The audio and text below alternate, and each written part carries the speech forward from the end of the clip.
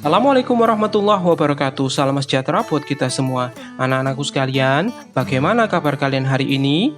Doa saya semoga kalian dalam keadaan sehat, dalam keadaan yang baik. Anak-anakku sekalian, hari ini kita akan belajar tentang bahasa Indonesia lagi. SMP kelas 7, bab 7, subbab yang D, yaitu menulis surat pribadi dan surat dinas. Nah, dari judulnya saja kita sudah bisa tahu bahwa hari ini kita akan mempraktekkan bagaimana cara menulis surat pribadi dan surat dinas yang benar. Yang pertama kita belajar adalah tentang persiapan menulis surat pribadi. Apa-apa yang perlu kita siapkan. Nah ini ya, menulis surat pribadi. Surat pribadi biasanya ditulis menggunakan bahasa yang tidak baku. Bahasa yang digunakan adalah bahasa sehari-hari dan bersifat santai. Nah, adapun hal-hal yang wajib diperhatikan dalam penulisan surat pribadi antara lain yang pertama, menentukan kepada siapa kita mengirim surat. Ini jelas ya, walaupun ini surat pribadi tetapi kita harus tahu kepada siapa kita akan mengirimkan surat. Tentu bahasanya akan berbeda jika kita mengirimkan surat ini kepada orang tua kita jika dibandingkan dengan surat yang sama, yaitu surat pribadi yang kita tulis untuk sahabat kita, tentu akan berbeda. Itu kenapa menentukan kepada siapa kita mengirim surat menjadi hal yang wajib kita perhatikan. Kemudian yang kedua adalah menyusun kerangka isi surat. Kerangka isi surat ini sebenarnya bisa kalian lihat atau kalian gunakan dari unsur-unsur surat. Unsur-unsur surat itu biasanya sudah urut. Manfaatkan itu menjadi kerangka isi surat. Berikutnya, mengembangkan kerangka isi surat menjadi sebuah surat. Nah, setelah kalian menentukan unsur-unsur surat, kemudian kalian bisa menambahkan dan berkreasi menulis, mengembangkan dengan kalimat kalian sendiri isi surat yang akan kalian tulis. Yang keempat, menggunakan ragam bahasa akrab. Ya, karena ini surat pribadi ya, jadi bisa menggunakan ragam bahasa akrab. Yang kelima, menggunakan ejaan dan tanda baca yang tepat. Ingat ya, walaupun ini surat pribadi tetapi sangat penting untuk memastikan bahwa ejaan dan tanda baca ditulis dengan cara yang benar. Misalnya titik, koma, dan sebagainya, penggunaannya harus tepat. Itu ya tentang penulisan surat pribadi. Selanjutnya, kita akan membahas tentang unsur-unsur surat. Nah, dalam penulisan surat pribadi ada 3 hal kunci yang harus kalian pegang baik-baik. Yang pertama adalah unsur-unsur surat, yang kedua adalah kerangka surat, yang ketiga adalah kebahasaannya. Nah, kita bahas yang pertama yaitu unsur-unsur pada surat. Ini ya, ini adalah unsur-unsur pada surat pribadi. Berarti di dalam surat pribadi nanti isinya berkenaan dengan unsur ini. Berarti unsur inilah yang ada di dalam surat pribadi. Mulai dari tanggal surat, ada alamat surat, ada pembuka surat, pendahuluan surat, isi surat, penutup surat, nama pengirim, dan tanda tangan. Ini semuanya menjadi kerangka, bisa kalian manfaatkan menjadi kerangka dalam menulis surat pribadi. Pertanyaannya, lalu bagaimana dengan peletakan dari unsur surat? Misalnya tanggal surat, tanggal suratnya ditaruh di sebelah mana? Nah, peletakan dan urutan dari unsur surat itu disebut dengan struktur surat. Nah, jadi bisa disimpulkan bahwa struktur surat adalah peletakan atau urutan dari unsur-unsur pada surat. Yang merah-merah ini, tulisan merah yang saya kotai ini adalah unsur-unsur surat. Kita masukkan dalam penulisannya, misal kota penulis dan tanggal surat ternyata diletakkan di bagian atas sebelah kanan. Nah, peletakan ini ya dimaksud dengan struktur surat. Kemudian disusul pada alamat surat. Alamat surat ternyata diletakkan di sebelah kiri, bagian atas, di bawah tanggal. Kemudian di bawah alamat surat ada yang namanya salam pembuka. Kemudian di bawahnya lagi ada pembuka surat. Pembuka surat ini biasanya berupa paragraf, akan tetapi tidak terlalu panjang biasanya. Baru pada isi surat inilah bagian paragraf yang paling panjang. Kenapa? Karena tujuan surat dibuat atau ditulis itu akan disampaikan pada isi surat ini. Semuanya akan disampaikan di isi surat. Inti suratnya ada di sini. Berikutnya, di bawah isi surat ada penutup surat. Di bagian penutup surat ada yang namanya salam penutup. Di dalam surat pribadi ternyata salam penutup biasanya diletakkan di sebelah kiri bagian bawah. Baru bagian paling bawah itu adalah nama pengirim dan tanda tangan dari penulis surat tersebut. Ini diletakkan di sebelah kanan bagian bawah. Itu ya, peletakan dan urutan dari unsur disebut dengan struktur surat. Nah, setelah kita memahami tentang unsur surat dan struktur surat, maka yang perlu kalian perhatikan selain dua hal itu, yaitu adalah kebahasaannya. Pastikan penulisannya benar. Nah, setelah kita tahu 3 kunci dalam menyusun surat pribadi, maka kita sekarang akan praktek menulis surat pribadi itu. Kita langsung praktek ya. Nah, ini ya, menulis surat pribadi ini sengaja saya kosongkan untuk mempermudah kalian mempunyai ilustrasi tentang gambaran letaknya. Kita mulai yang pertama. Nih, alamat atau kota penulis dan tanggal surat. Nah, diletakkan di sebelah kanan atas. Nah, nanti bentuknya seperti ini. Contoh penulisannya, ini adalah contoh yang salah. Contoh Jombang. Ini letak salahnya adalah J-nya. Kenapa? Ini merupakan nama kota. Nama kota wajib ditulis dengan awalan huruf besar. 6 April 2021 ini sudah beres ya, sudah benar. Berikutnya contoh yang berikutnya salah adalah Aprilnya. Di baris yang kedua ini terletak salahnya adalah di A-nya. Kenapa? Nama hari, nama bulan maupun nama tahun harus diawali dengan huruf balok atau huruf besar. Termasuk April ini juga harus ditulis dengan huruf besar. Itu kenapa saya tandai merah ya. Yang merah ini berarti salah. Berikutnya Jombang 6/4/2021. Sepintas memang tidak ada yang salah, tetapi dalam penulisan surat pribadi ternyata alangkah lebih tepatnya jika penulisan bulan ditulis seperti namanya, yaitu April dengan A besar, bukan dengan angka. Sementara berikutnya kesalahannya terletak pada tahun. Tahunnya disingkat, harusnya 2021 ditulis koma di bagian atas 21, seolah-olah ini 2021. Sementara penulisan yang benar adalah seperti ini. Contoh Jombang, koma dipisah dengan koma ya, spasi 6 April A-nya besar, 2021 ditulis lengkap. Nah, kalau sudah tahu ini bagian yang benar, maka kita masukkan kepada strukturnya. Letaknya ada di sebelah kanan atas. Hasilnya seperti ini. Nah, ini ya tentang Jombang atau ini Malang ya. Ini Malang 6 April 2021. Berikutnya. Nah, ini adalah alamat penerima suratnya. Ini ada terdiri dari 3 baris. Maka kita contohkan penulisannya. Ini karena ada 3 baris, maka sudah saya siapkan juga 3 baris. Baris yang pertama, tulis sapaan akrab. Ini misalnya temanku, sahabatku. Ini pilih aja salah satu. Misal untuk sahabatku, berarti kalian masukkan nanti sahabatku di bagian baris yang pertama. Untuk yang kedua, tulis nama penerima suratnya. Ini nama penerima suratnya. Alangkah lebih baik jika penulisan nama ditulis lengkap. Ingat ya, dalam penulisan nama, setiap awal kata pada penulisan nama itu ditulis dengan huruf besar. Berikutnya, tulis nama kota penerima surat. Misal di Jombang, maka baris ketiga kita masukkan di Jombang. Hasilnya seperti ini. Sahabatku, koma, Dinda Dewi Kartikasari. Ini ya, Dinda besar, ini juga besar, K-nya juga besar, S-nya juga besar. Ini penulisan yang benar ya. Di Jombang, D-nya ditulis kecil menunjukkan tempat, kotanya Jombang. Setelah tahu yang benar seperti ini, kita masukkan ke dalam surat. Hasilnya seperti ini. Nah, sahabatku Dinda Dewi Kartikasari di Jombang, kota santri.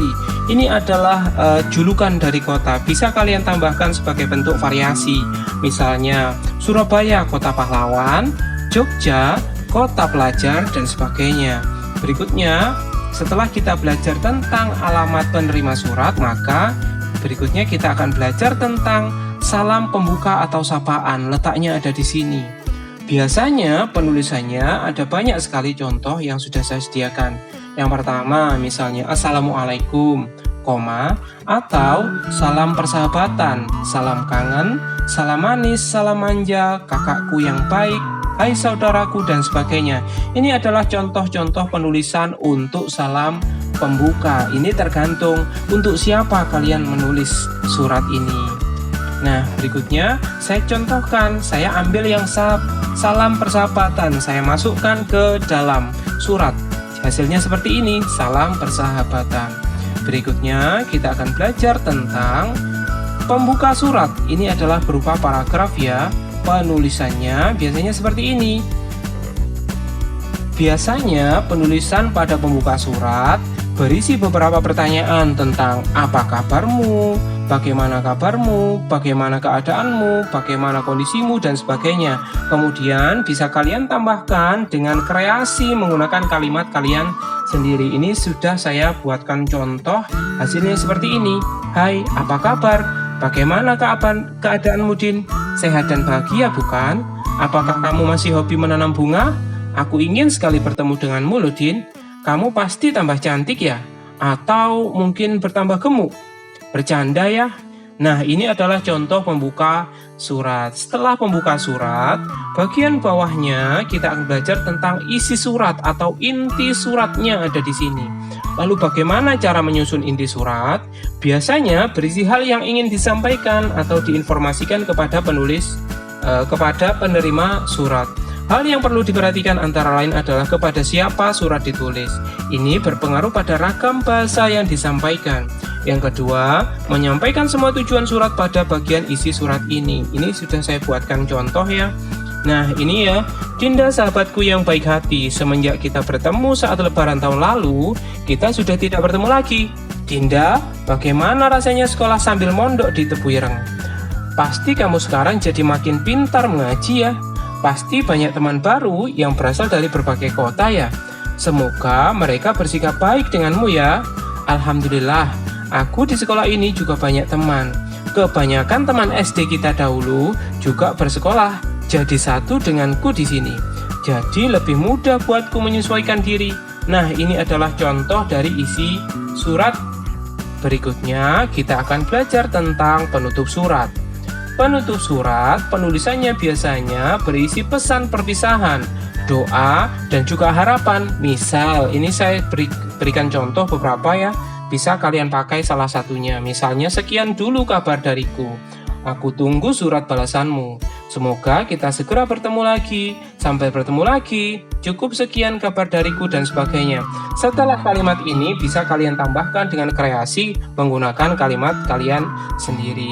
Nah, ini sudah saya pakai contoh sekian dulu kabar dariku. Kemudian saya masukkan ke sini dan saya tambahi dengan kreasi saya sendiri. Sekian dulu kabar dariku, Din. Aku tunggu surat balasanmu secepatnya ya. Sampai berjumpa ya. Ini adalah contoh penutup surat. Berikutnya, setelah penutup surat kita akan belajar tentang salam penutup. Nah, ini gampang ya kalau salam penutup, sama halnya tadi salam pembukanya. Nah, salam penutup biasanya ada yang wassalamualaikum, ada yang sampai jumpa, ada yang sampai bertemu lagi, macam-macam ya, tergantung kalian mau pakai yang mana. Saya contohkan misalnya saya pakai sampai bertemu lagi, saya masukkan saja di sini. Jadi sampai bertemu lagi. Ini ya. Berikutnya setelah salam penutup, kita akan belajar yang terakhir yaitu nama, pengirim, dan tanda tangan. Kita letakkan di sini. Ini contohnya. Bagian atas berisi kedudukan penulis. Ini ya, bagian atas yang saya maksud.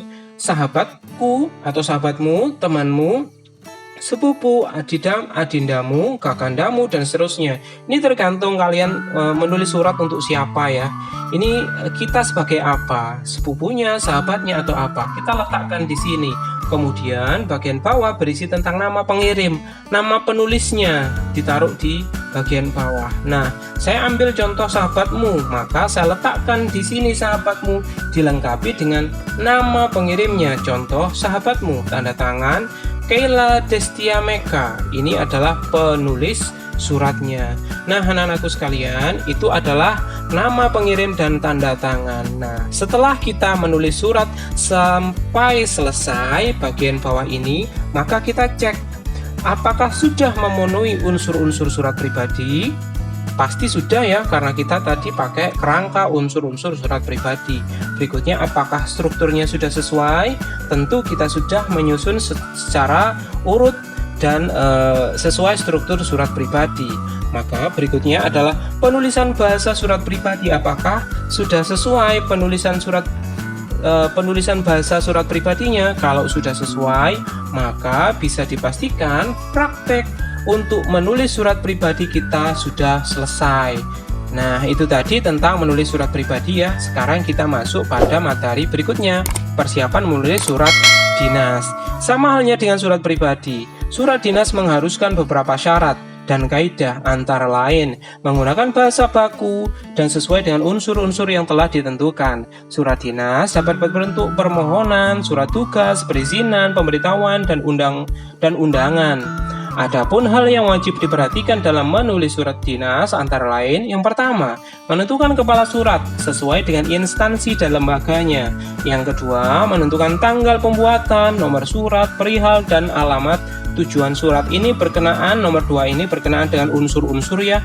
Kemudian yang ketiga, menulis surat secara jelas, singkat, lengkap, dan sopan. Ini adalah ciri-ciri dari surat dinas biasanya.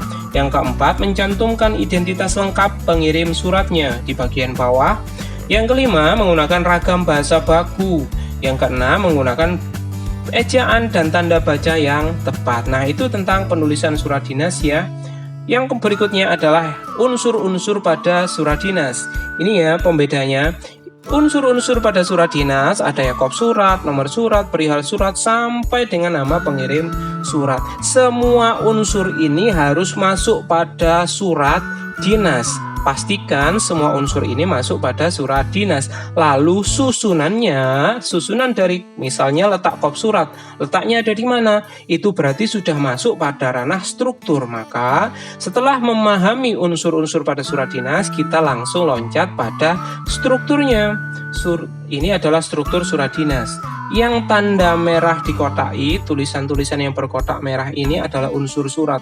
Kemudian diletakkan pada tempat suratnya. Misal, kepala surat atau kop surat letaknya ada di bagian atas. Ini adalah bagian dari struktur surat dinas. Berikutnya di bagian bawahnya ada tanggal surat. Berikutnya di bagian sebelah kiri itu ada nomor, perihal, lampiran surat. Di bagian bawahnya lagi ada alamat surat, salam pembuka, terus kemudian di bawahnya ada isi surat, penutup surat, salam penutup, dan nama pengirim, jabatan, dan tanda tangan. Ini ya tentang struktur surat dinas. Kalian perhatikan baik-baik letaknya dan juga urutan dari unsur-unsur yang ada pada surat dinas, diletakkan di bagian mana. Kalau kalian sudah paham letaknya, maka akan jauh lebih mudah saat kalian menulis atau menyusun surat dinas. Yang tidak kalah penting selain unsur-unsur surat dan struktur surat adalah pastikan penulisan bahasanya juga tepat, penggunaan tanda bacanya juga tepat. Nah, sekarang kita langsung praktek ya menulis surat dinas. Ini dia. Yang pertama adalah kop surat atau kepala surat, letaknya ada di sini. Ini mewakili nama lembaga. Contoh, nama lembaga SMP Negeri 1 Mojoagung, alamat lengkapnya Jalan Veteran 452 Mojoagung. Kontak yang dihubungi biasanya nomor telepon, fax, atau email. Kemudian kode posnya, ini biasanya sebelum kode pos biasanya ada nama kecamatan ya, karena kode pos itu per kecamatan. Kemudian logo dari lembaga atau instansi atau perusahaan. Ini setelah lengkap seperti ini, kalian masukkan ke dalam sini. Maka jadinya kurang lebih seperti ini. Misal, Panitia Kegiatan Purnawiyata SMP Negeri 1 Mojoagung, Jalan Veteran, dan sebagainya dan sebagainya. Ingat ya, di bagian sini ada yang namanya nama kota. Di sini ada nama kota.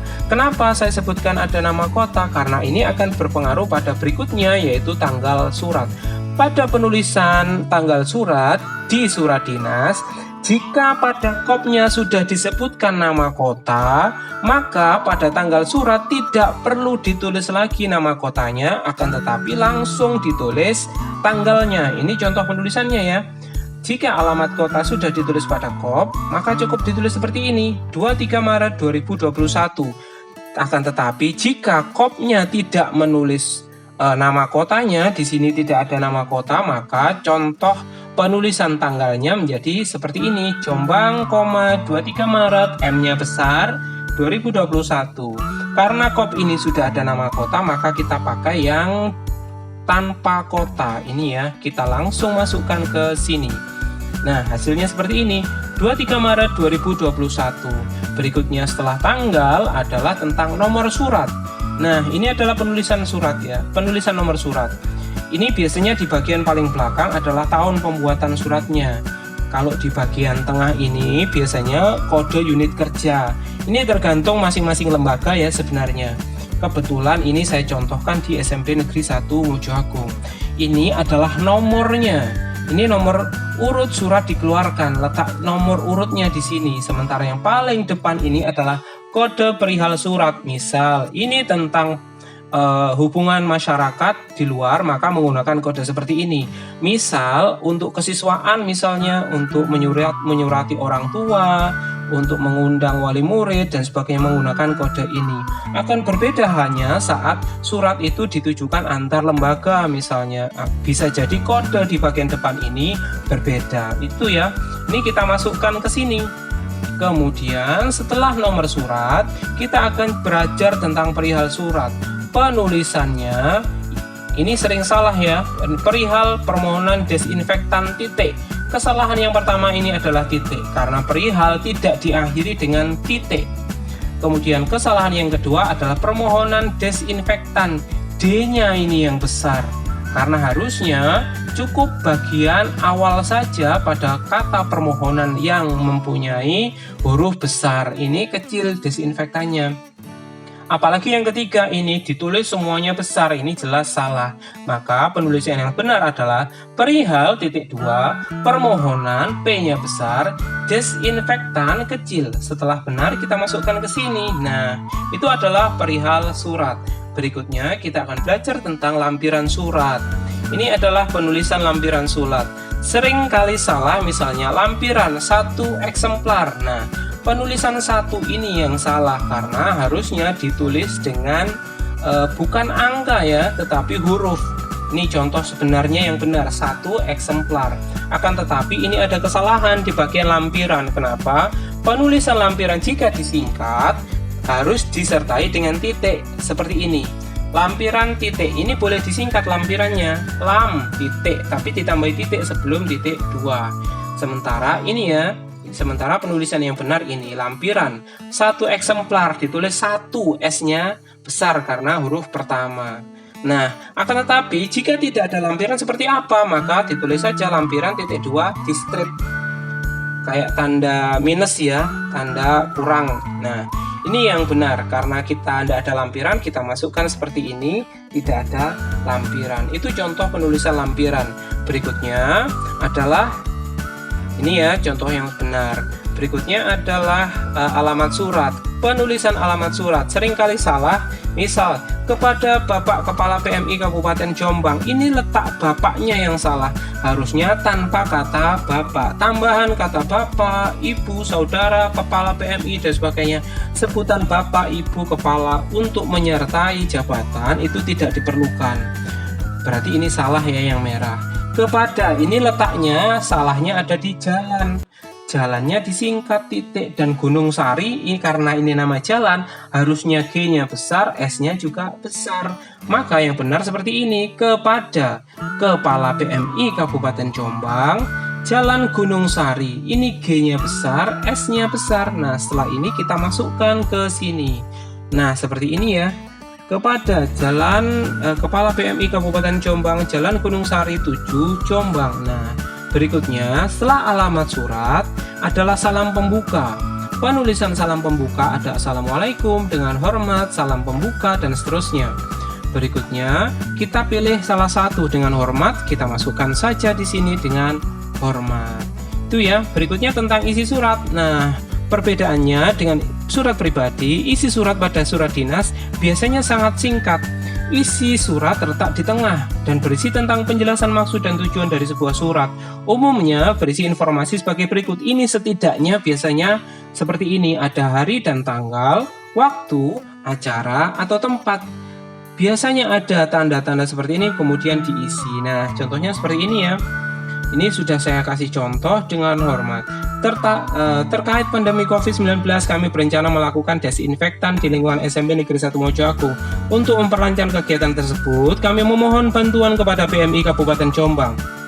Kami memohon meminjam beberapa alat desinfektan. Kegiatan tersebut dilaksanakan pada hari, tanggal, Sabtunya besar S-nya 26 Juni, J-nya juga besar 2021. Tempat SMP Negeri 1 Mojoagung. Acara penyemprotan desinfektan lingkungan SMP Negeri 1 Mojoagung. Ini ya tentang penulisan yang benar.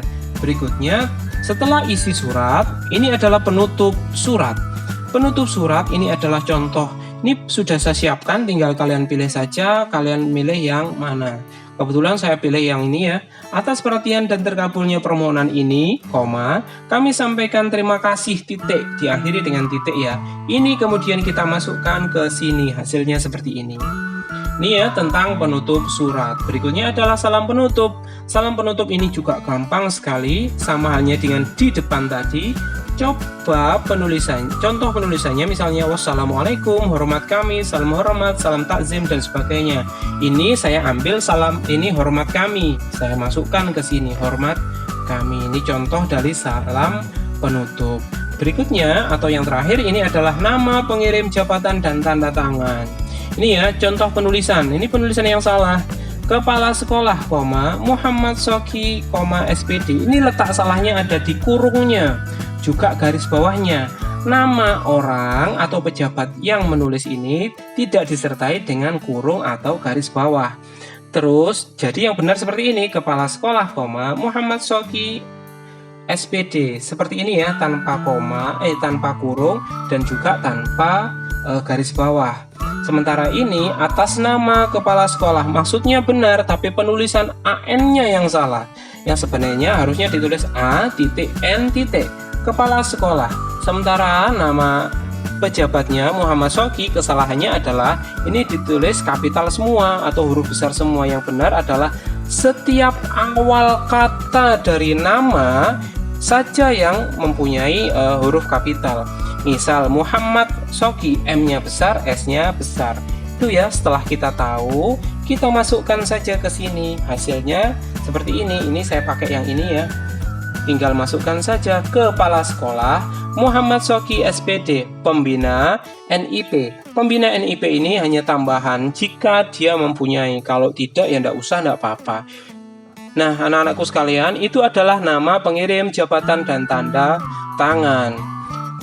Kalau sudah selesai, maka bentuknya seperti ini. Kita tinggal cek saja apakah unsur-unsur suratnya sudah terpenuhi. Kalau sudah, berarti sudah benar. Maka berikutnya kita cek struktur suratnya. Surat dinas apakah sudah sesuai? Ya, sudah sesuai ya. Berikutnya adalah penulisan bahasa surat dinas. Ini sudah kita pastikan sama-sama ya, penulisannya sudah benar. Kalau ketiganya ini sudah benar, maka bisa dipastikan bahwa praktek penulisan surat dinas ini sudah selesai. Nah, anak-anakku sekalian, itu tadi tentang materi praktek menulis surat pribadi dan surat dinas. Semoga apa yang kita pelajari hari ini bisa bermanfaat, bisa berguna dalam kalian menyusun surat di kemudian hari, biar tidak salah nulis lagi ya. Nah, sekiranya itu dari saya, ada kurang lebihnya saya mohon maaf. Assalamualaikum warahmatullahi wabarakatuh. Terima kasih.